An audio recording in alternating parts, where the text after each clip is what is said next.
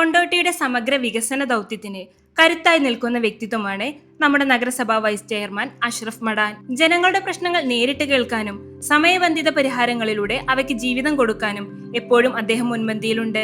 Kondotty municipal bus stand നവീകരണം, പൊതുകുളങ്ങളുടെ നവീകരണം, hi tech അംഗനവാടികൾ, road നവീകരണം, സ്ട്രീറ്റ് ലൈറ്റ് വിപുലീകരണം, കുടിവെള്ള പദ്ധതികളുടെ ശാക്തീകരണം, നഗരത്തിന്റെ അടിസ്ഥാന സൗകര്യങ്ങളിൽ അദ്ദേഹം സൃഷ്ടിച്ച പുരോഗതി ഇന്ന് കൊണ്ടോട്ടിയുടെ അഭിമാനമാണ്.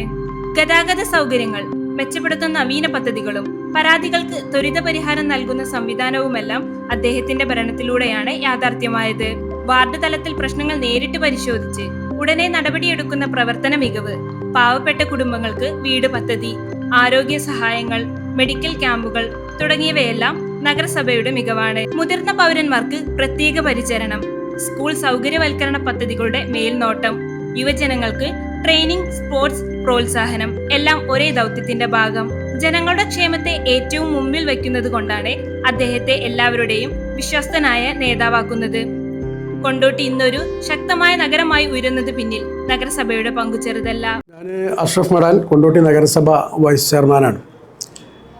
കഴിഞ്ഞ 5 വർഷത്തെ കൊണ്ടോട്ടി നഗരസഭയുടെ വികസന പ്രവർത്തനങ്ങൾ എന്ന് പറയുന്നത് കൊണ്ടോട്ടിയുടെ ചരിത്രത്തിൻ്റെ വളർച്ചയുടെ ഭാഗമാക്കാൻ പറ്റാവുന്ന രീതിയിലാണ്.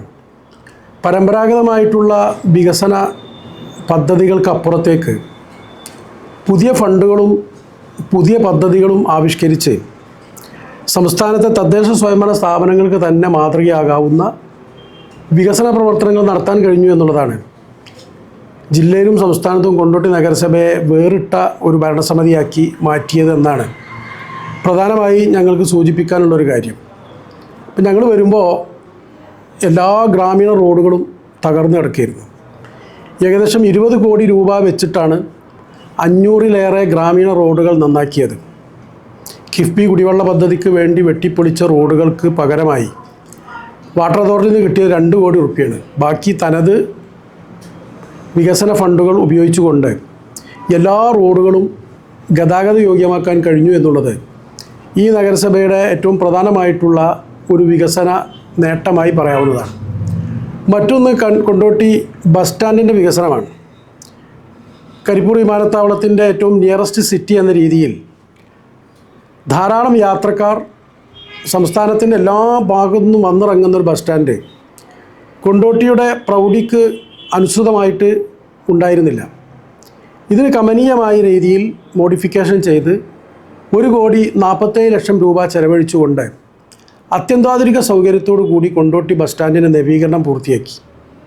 വലിയ ശ്രദ്ധേയമായിട്ടുള്ള ഗേറ്റ് വെച്ചു, വെയിറ്റിംഗ് ഷെഡിൻ്റെ വലിപ്പം കൂട്ടി, സ്ത്രീകൾക്കും കുട്ടികൾക്കും ഭിന്നശേഷിക്കാർക്കുമൊക്കെ പ്രത്യേകമായിട്ടുള്ള വിശ്രമ മുറികളുണ്ടാക്കി, ശൗചാലയങ്ങളൊക്കെ പുതിയത് നിർമ്മിച്ചു, CCTV സംവിധാനം ഏർപ്പെടുത്തി, LED ലൈറ്റുകൾ വെച്ചു, ബസ് ബേകൾ നിർമ്മിച്ചു. അരീക്കോട് കീശ്ശേരി ഭാഗത്തേക്ക് പോകുന്ന ആയിരക്കണക്കിന് യാത്രക്കാർക്ക് സൗകര്യപ്രദമാണ് പുതിയ ബസ് ടെർമിനൽ ഉണ്ടാക്കി. കൂടാതെ അതിലപ്പുറത്തേക്ക് 10-14 യൂണിറ്റുകളുള്ള വേറെ ഒരു കംഫർട്ട് സ്റ്റേഷൻ കൂടി നിർമ്മിച്ചത് വഴി ബസ് സ്റ്റാൻഡ് ഉപയോഗിക്കുന്ന യാത്രക്കാരെ സംബന്ധിച്ചിടത്തോളം വളരെ സഹായകരമായിട്ടുള്ള ഒരു കാര്യമായി അത് വന്നിരിക്കുകയാണ്. അതുപോലെ തന്നെ PMAY പദ്ധതിയിൽ പുതിയ DPRൽ 800 പുതിയ വീടുകളാണ് ഈ നഗരസഭ വന്നതിനു ശേഷം നൽകിയിട്ടുള്ളത്. 2000-ഓളം വരുന്ന ആളുകൾക്ക് 25,000 രൂപ വീതം ഭവന സുരക്ഷ എന്ന രീതിയിൽ വീട് റിപ്പയറിന് നൽകാനും ഞങ്ങൾക്ക് സാധിച്ചിട്ടുണ്ട്. കിഫ്ബി കുടിവെള്ള പദ്ധതി ഞങ്ങൾ വരുമ്പോഴേ ഉള്ള ഒരു പദ്ധതിയാണെങ്കിലും അത് ഇഴഞ്ഞു നീങ്ങുകയായിരുന്നു.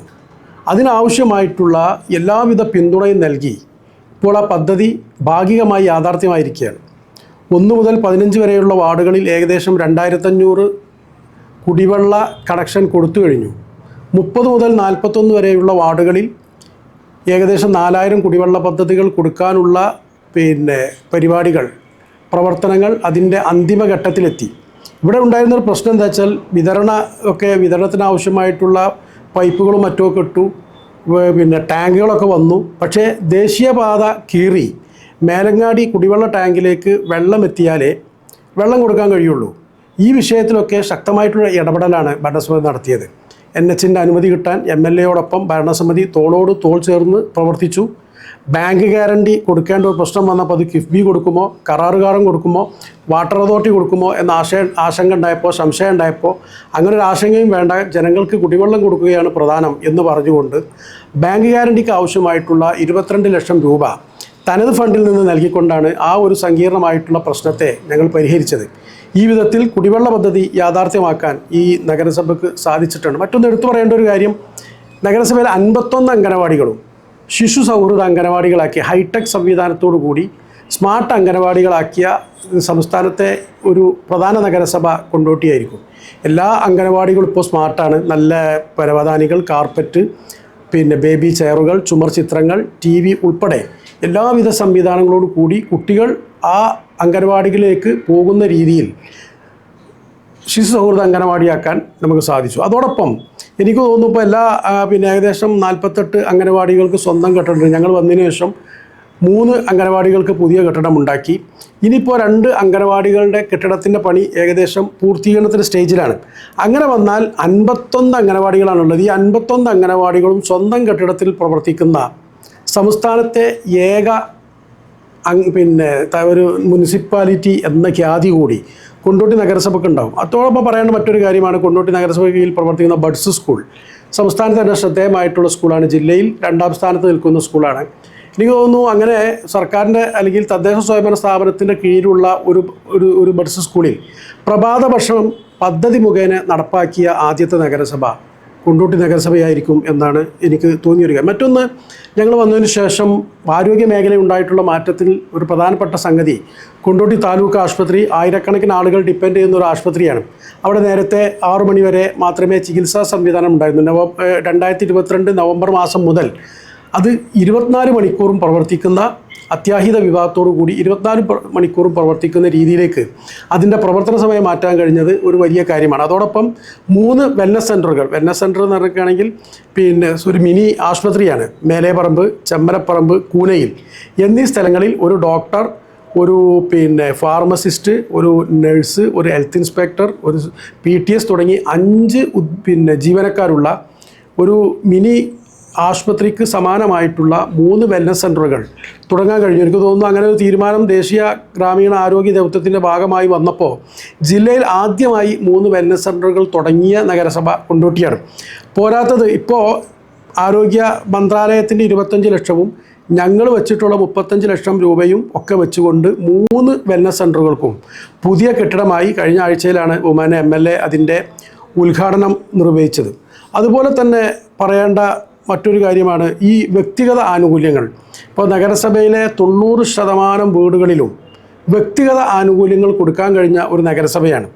ഒന്ന് ആരോഗ്യ സംരക്ഷണ മേഖലയിൽ, മാലിന്യ സംസ്കരണ മേഖലയിൽ ബയോബിൻ പോലുള്ള എല്ലാ സംവിധാനങ്ങളും എല്ലാ വീടുകളിലുമായി. അതിനു പുറമെ വ്യക്തിഗത ആനുകൂല്യ വിധവകൾക്ക് തയ്യൽ മെഷീൻ, വയോജനങ്ങൾക്ക് കട്ടിൽ, കുറ്റിക്കുരുമുളക്, മുട്ടക്കോഴി, വനിതകളെ, അതുപോലെ തന്നെ ശിശുക്കളെ, അതുപോലെ തന്നെ കൗമാരക്കാരെ, എല്ലാ വിഭാഗം ആളുകളെയും ചേർത്ത് പിടിച്ചുകൊണ്ട് മുന്നോട്ട് പോകുന്ന ഒരു ഭരണസമിതിയാണ്. ആ അർത്ഥത്തിൽ അതുപോലെ തന്നെ മാലിന്യ സംസ്കരണ മേഖലയിൽ കണ്ടെയ്നർ MCF, അതുപോലെ തന്നെ ഈ ബോട്ടിൽ ബൂത്തുകൾ, മിനി MCFകൾ എന്ന് മാത്രമല്ല മാലിന്യം വലിച്ചെറിയുന്നത് കണ്ടെത്താൻ പ്രധാന സ്ഥലങ്ങളിലൊക്കെ CCTVകൾ സ്ഥാപിക്കാനും ഈ നഗരസഭയ്ക്ക് സാധിച്ചിട്ടുണ്ട്. അപ്പോൾ മാലിന്യ സംസ്കരണ മേഖലയിൽ ജില്ലയിൽ തന്നെ 7ാം സ്ഥാനത്ത് പ്രവർത്തിക്കുന്നു എന്ന പുരസ്കാരം സമീപകാലത്താണ് നമ്മുടെ നഗരസഭയ്ക്ക് ലഭിച്ചത്. മേലങ്ങാടി സബ് സെൻറ്റർ, നമ്പോലംകുന്ന് പ്രവർത്തിക്കുന്ന മേലങ്ങാടി സബ് സെൻറ്ററിന് നമ്മുടെ ആരോഗ്യ കായകൽപ്പക അവാർഡ് സംസ്ഥാന ആരോഗ്യ വകുപ്പിൽ നിന്ന് ലഭിച്ചത് കഴിഞ്ഞ ആഴ്ചയിലാണ്. അതിനൊക്കെ പുറമെ ഒരു പ്രധാനമായ ഒരു നേട്ടമായി പറയേണ്ട 2 കാര്യങ്ങൾ. ഒന്ന്, കരിപ്പൂർ വിമാനത്താവളം പൂർണ്ണമായും പള്ളിക്കൽ പഞ്ചായത്തിൻ്റെ അധീനതയിലാണ് എന്നാണ് കഴിഞ്ഞ വിമാനത്താവളത്തിൻ്റെ ആരംഭ കാലഘട്ടം മുതൽ കഴിഞ്ഞ കൊല്ലം വരെ എല്ലാവരും കരുതിയിരുന്നത്. അതിൻ്റെ എല്ലാ വരുമാനവും ഇപ്പോൾ നമുക്ക് കൊണ്ടോട്ടിയിൽ എയർപോർട്ടിൽ പോകുന്ന ആളുകൾക്കറിയാം, എയർപോർട്ടിൻ്റെ കവാടം വരെ കൊണ്ടോട്ടി നഗരസഭയും, എയർപോർട്ടിലേക്ക് കടന്നാൽ പള്ളിക്കൽ പഞ്ചായത്തും. അതിൻ്റെ ടാക്സ്, പ്രൊഫഷണൽ ടാക്സും ബിൽഡിംഗ് ടാക്സും ഒക്കെ പള്ളിക്കൽ പഞ്ചായത്തിനായിരുന്നു കിട്ടിയിരുന്നത്. എന്നാൽ ആ എയർപോർട്ടിൻ്റെ ഏതാനും ഭാഗങ്ങൾ കൊണ്ടോട്ടി വില്ലേജിൽ പെട്ടതാണ് എന്ന് സ്ഥാപിച്ചെടുക്കാൻ ഞങ്ങൾക്ക് സാധിച്ചു. നേരത്തെ അങ്ങനെ ചില നീക്കങ്ങൾ നടത്തിയിരുന്നുവെങ്കിലും അത് ഫലവത്തായിരുന്നില്ല.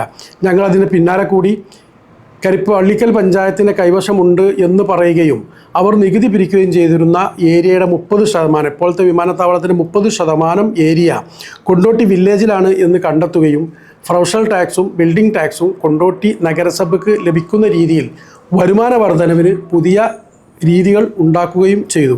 അതോടൊപ്പം തന്നെ പരമ്പരാഗതമായിട്ടുള്ള ഈ ഫണ്ട് കൊണ്ടുവരുന്നതിലപ്പുറത്തേക്ക് പുതിയ കേന്ദ്രാവിഷ്കൃത പദ്ധതികൾ മുഖേന ഒരുപാട് പുതിയ പദ്ധതികൾ കൊണ്ടുവരാൻ സാധിച്ചു. അതിൽ പ്രധാനമാണ് അമൃത് കുടിവെള്ള പദ്ധതി, അതുപോലെ തന്നെ നഗരസഞ്ചയം. ഈ നഗരസഞ്ചയത്തിൽ നമ്മൾ തോട് നവീകരണമുണ്ട്, അതോടൊപ്പം തന്നെ പരമ്പരാഗതമായിട്ടുള്ള ഒരുപാട് ജലാശയങ്ങൾ, നമ്മളെ കുളങ്ങൾ, അതുപോലുള്ള സംവിധാനങ്ങൾ നമ്മൾ നവീകരിക്കുന്നുണ്ട്.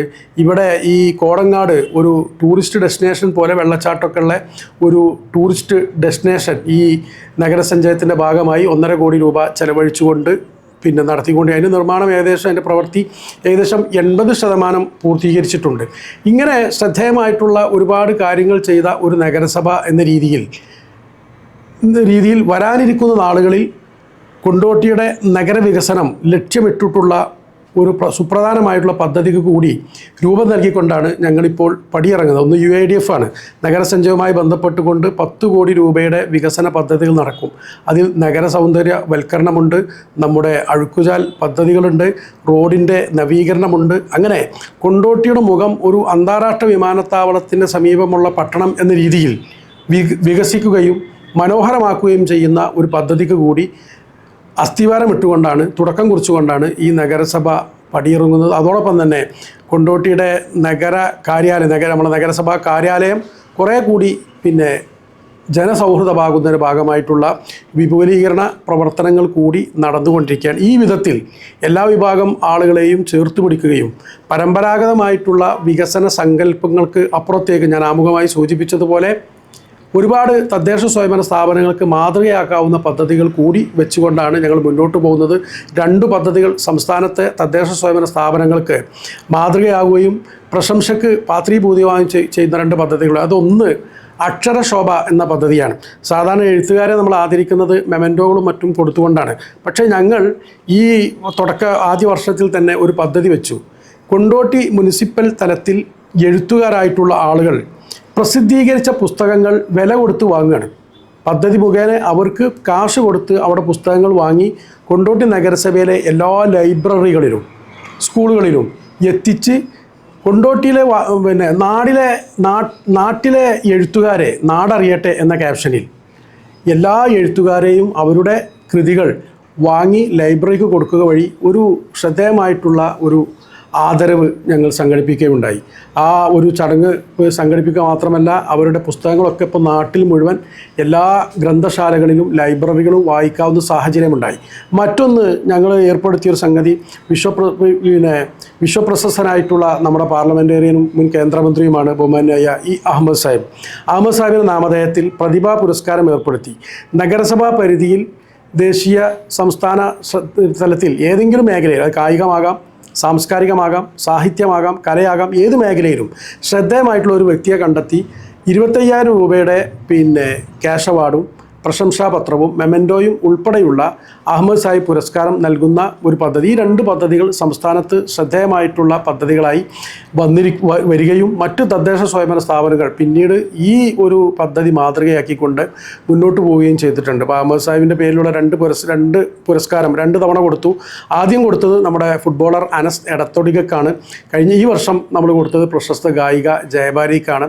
ഇങ്ങനെ ഞാൻ തുടക്കത്തിൽ പറഞ്ഞതുപോലെ സാധാരണഗതിയിൽ നമ്മൾ നടത്തുന്ന പ്രവർത്തനങ്ങളെ കുറേ കൂടി മികവുറ്റതാക്കുകയും മറ്റ് തദ്ദേശ സ്വയംഭരണ സ്ഥാപനങ്ങൾക്ക് മാതൃകയാക്കാവുന്ന ഒട്ടേറെ പുതിയ പദ്ധതികൾ പ്രത്യേകിച്ച് സാംസ്കാരിക വിദ്യാഭ്യാസ മേഖലയിൽ കൊണ്ടുവരികയും ചെയ്തുകൊണ്ട് ചരിത്രത്തിൻ്റെ ഭാഗമായിട്ടുള്ള കേരളത്തിലെ ഒരു തദ്ദേശ സ്വയംഭരണ സ്ഥാപന സംവിധാനമാണ് കൊണ്ടോട്ടി നഗരസഭ എന്നാണ് ഈ സന്ദർഭത്തിൽ എനിക്ക് സൂചിപ്പിക്കാനുള്ളത്.